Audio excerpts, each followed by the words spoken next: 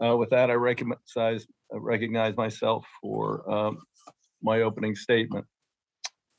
Supply chain challenges stemming from new freight shipment patterns in the world impacted by COVID-19 continue to hamper business and consumers. Americans are buying more items from overseas instead of spending money on vacations, events, and other things regarding services. So no one knows whether these are temporary or permanent changes as we dig out from under the pandemic. Now, some will try to blame the Biden administration for these woes, but let's remember, nearly every part of the supply chain is dominated by private businesses.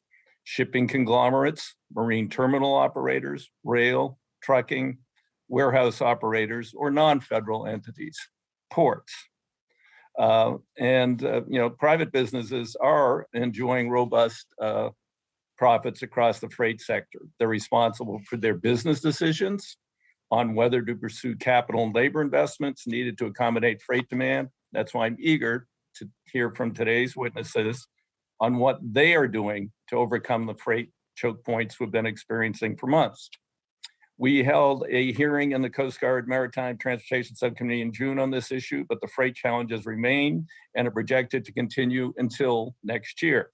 At the same time as these challenges persist, the freight industries, ocean carriers, railroads, marine terminal operators, trucking companies, et cetera, continued to earn robust profits. In 2020, more than $800 billion collectively. So congestion apparently is not bad for the bottom line, just bad for the American consumer in terms of availability and price inflation. I've served on this committee 35 years, pretty much evenly split between the majority and the minority. During those years, for the most part, this committee has searched for resolution of real problems, not politically driven, opportunistic finger pointing. Yes, America has a crisis in its supply chain, delaying delivery of needed materials for manufacturing and driving up the cost of consumer goods. The solutions are, for the most part, not simple nor short-term.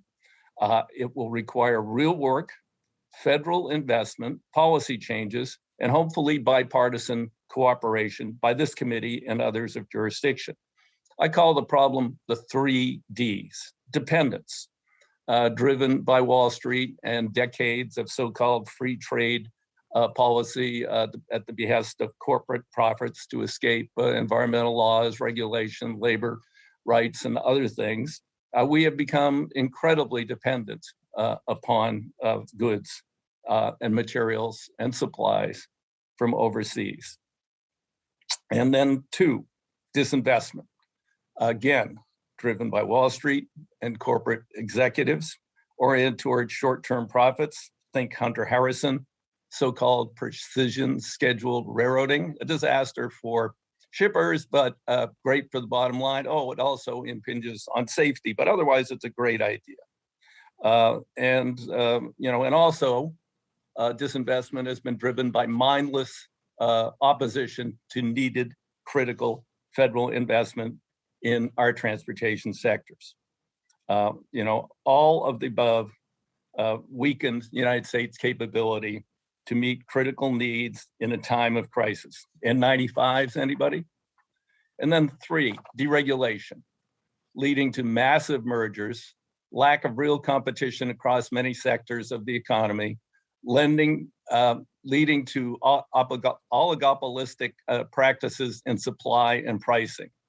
The Federal Maritime Commission snoozed while there were massive foreign-dominated mergers in ocean freight. The Federal Railroad Administration stood by as freight service and safety deteriorated under so-called precision scheduled railroading. Since April 20th, consumer goods consumption is up from April 20 to now, 32%. That's 15% more than pre-pandemic levels. Last month, we ran a $100 billion trade deficit, $100 billion of trade deficit because of our dependence on imports. Ocean shipping costs up 500% in 12 months. The West Coast is inundated with foreign imports.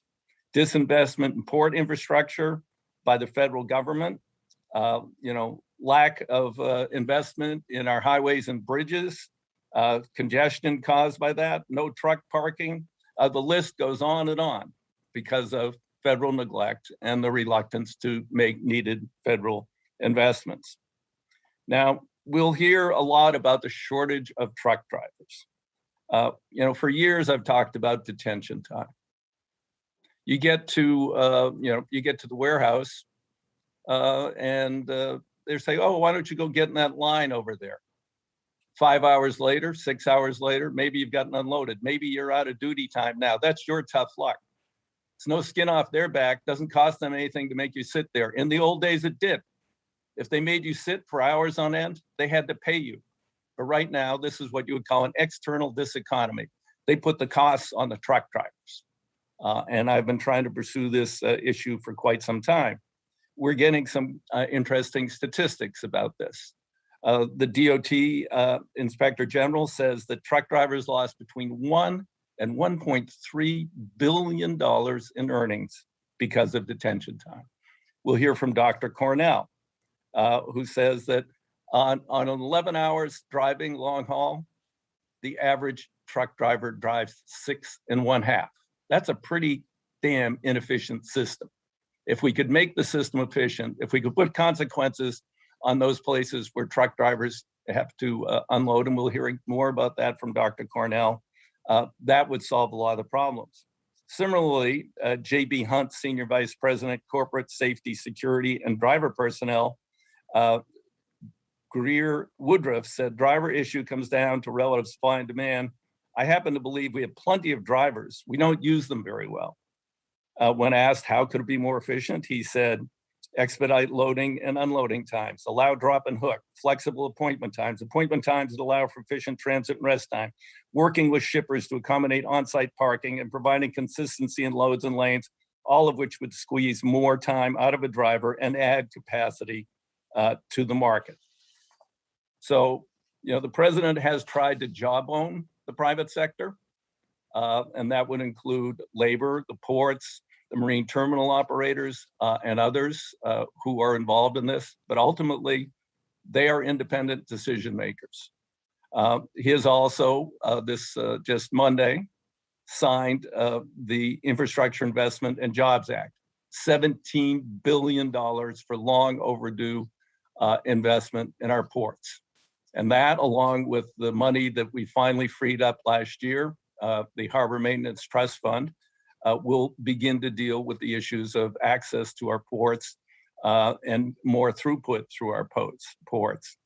That bill also includes tens of billions of dollars in bridges, choke points, highways that will, again, mitigate congestion and make drivers be able to work more efficiently.